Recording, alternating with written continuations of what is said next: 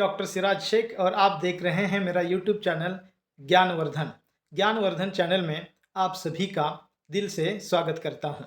आज के इस वीडियो में हम देखने वाले हैं कहानी दास्ताने कबूतर। और दास्ताने कबूतर कहानी के कहानीकार हैं हिंदी की सुप्रसिद्ध कहानीकार कुसुम अंसल जी। यह कहानी 3 प्रसंगों पर आधारित है। कहानी कबूतरों के दास्तान है। कबूतर एकत्रित होकर एक दूसरे के साथ बातचीत कर रहे हैं। जहां जहां जो जो प्रसंग घटित हुआ है उस प्रसंग को वह एक दूसरे के साथ व्यक्त कर रहे हैं। और ये सारे प्रसंग मानव जाति से संबंधित, यानी कि मानव की जिंदगी में घटित एक प्रसंग है।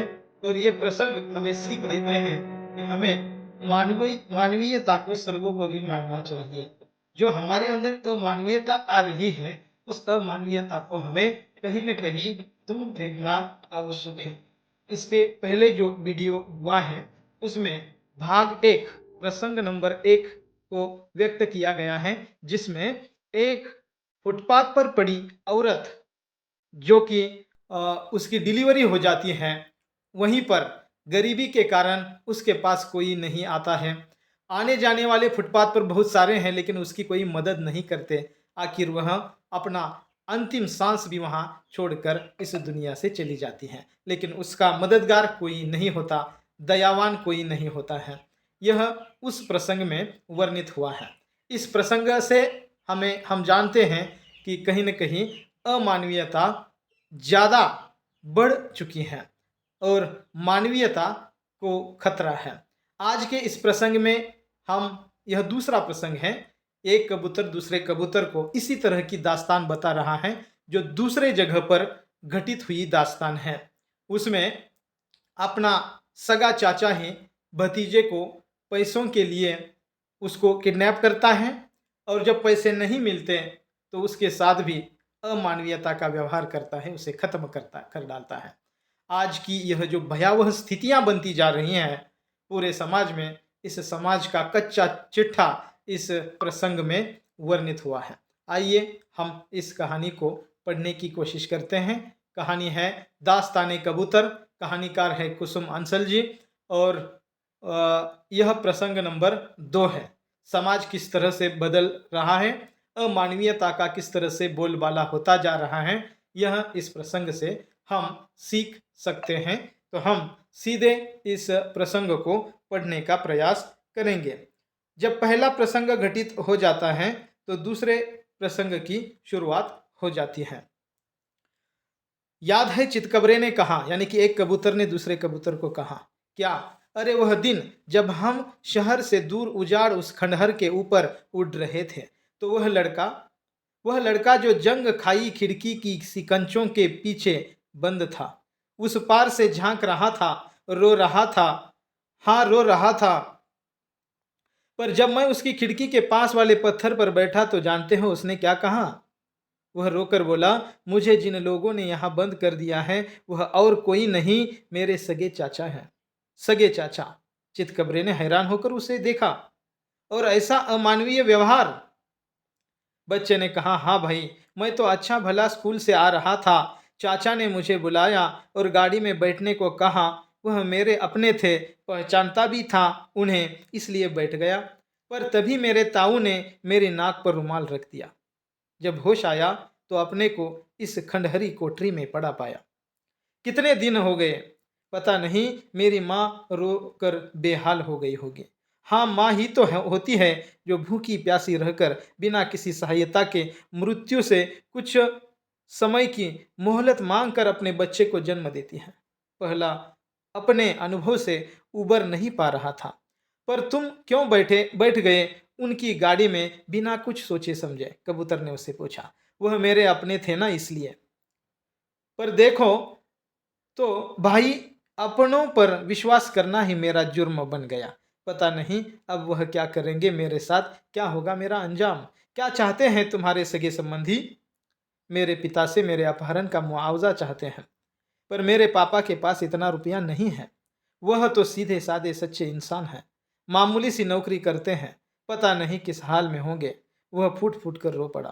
तभी कोठरी का दरवाजा खुला, एक आदमी भीतर आया, खाने की थाली लड़के के सामने बेरहमी से ठेल कर बोला, ले खा ले, जब तक पैसा वसूल नहीं होता तेरे बाप से जिंदा रहना होगा तुझे। फिर उसने जेब से काली डिबिया निकाली, मोबाइल, और उस लड़के के कान से लगा दी। ले बता कर अपने बाप से बात कर। लड़का तड़प कर बोला, पापा मुझे बचा लो, यहाँ इस कोठरी में मेरा दम घुट जाएगा, पापा, माँ।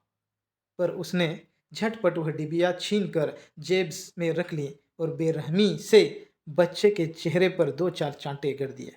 अपने आप से तो बातें कर लेते हैं लोग, पर अपने आंसू पोंछकर चितकबरे ने कहा, वह बेचारा लड़का रोता रहा, चीखता रहा, हाथ जोड़कर कहता रहा, मेरे पापा गरीब हैं, कहाँ से लाएंगे इतने पैसे, प्लीज़ छोड़ दो मुझे। वह उसके पैर पकड़ता रहा, माफ़ कर दो हमें, मेरी माँ मर जाएगी।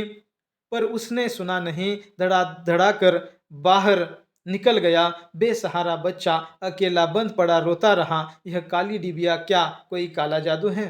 अरे नहीं, इसे मोबाइल फ़ोन कहते हैं। एक यंत्र बात करने वाला यह आधुनिक आविष्कार है, वैज्ञानिक अनुसंधान है। फ़ोन यंत्र हम जाने, हमारी आस्था तो शब्द, स्पर्श, रस और गंध है, पर यह यंत्र क्या कभी किसी का भला नहीं करता? अवश्य ही किसी शैतान ने गढ़ा है। अपनी जादूगरी के लिए नीली लकीर वाला बहुत परेशान था। कबूतर नीली लकीर वाला। चलो छोड़ो उसे, हम अपनी पुरानी तरकीब लड़ाते हैं। उस बच्चे से मिलकर कहते हैं कि वह पत्र लिखकर हमें दे, हम उसे चोंच में दबाकर उसके माँ बाप तक पहुंचा देंगे। शायद कोई राहगीर मदद कर दे। कभी कभी सड़क पर इंसान भी मिल जाते हैं। ठीक है, चलो कोशिश करते हैं। यानी कि दोनों कबूतर कोशिश करने लगे।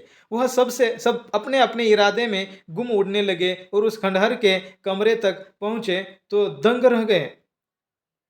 खुले दरवाजे से घसीट कर एक आदमी बच्चे के मृत शरीर को बाहर ले आया। वह 3-4 बदसूरत से लोगों का गुट था जो आपसी मंत्रणाएं कर रहे थे। एक ने अपनी जेब से मोबाइल फोन निकाला और कुछ बातें की। लड़के के चाचा ने मरे हुए बच्चे के चेहरे को अपने भारी भरकम जूते से जितना हो सकता था कुचला और उठाकर सामने बहती नाली के गंदे पानी में फेंक दिया। चारों कबूतर फड़फड़ाए चीखे, पर वहां कोई इंसान होते तो सुनते उन परिंदों की फरियाद। तभी एक गाड़ी रुकी और वह सब उसमें बैठने लगे। एक ने कहा, क्या करे, मारना पड़ा साले को, मजबूरी थी, न मारते तो पकड़े जाते। वह दुनिया को बता देता मैं उसका चाचा हूं और मैं ताऊ। दोनों ने बच्चे की लाश पर थूका। सारी मेहनत बेकार चली गई, पैसा भी नहीं मिला। लड़के का कमीना बाप पैसा जमा नहीं कर पाया। बड़ा ईमानदार बनता है कमबख्त। चलो निकल चलो, कोई देख न ले। और गाड़ी तेज रफ्तार से चली गई। चारों कबूतर अपनी आंखें फाड़कर देखते रहे। बच्चे के शरीर से बहता रक्त नाली के मैले पानी में मिलकर बहता रहा। जाने कितना, जाने कब तक, पर कोई नहीं आया। न पुलिस, न कोई और, न बंदा, न बंदे की जात। इतनी भयावह यह कहानी थी। कहानी नहीं बल्कि ये जो दूसरा प्रसंग है, यह यहाँ पर प्रसंग समाप्त हो जाता है। प्रसंग हमें सीधे सीधे बता रहा है, उसका जो भाव है, मूल मंतव्य है, यह मूल मंतव्य हमें यह सीख देता है कि कितनी अमानवीयता इस दुनिया में अब चल रही है। हमारे बच्चों का ध्यान हमें रखना चाहिए। अपने नज़दीकी वाले लोगों से भी हम विश्वास न करें। आए दिन ऐसी घटनाएं हमें देखने को मिलती हैं। आज का यह प्रसंग आपने कहानी के रूप में सुना, आपका बहुत बहुत धन्यवाद। अगर आप इस चैनल पर नए हैं तो चैनल को सब्सक्राइब कीजिए, बेल आइकन को दबाइए, वीडियो को ज़्यादा से ज़्यादा शेयर कीजिए और लाइक कीजिए। तब तक के लिए धन्यवाद। अगले वीडियो में हम दास्तानी कबूतर का तीसरा प्रसंग देखेंगे। बहुत बहुत धन्यवाद।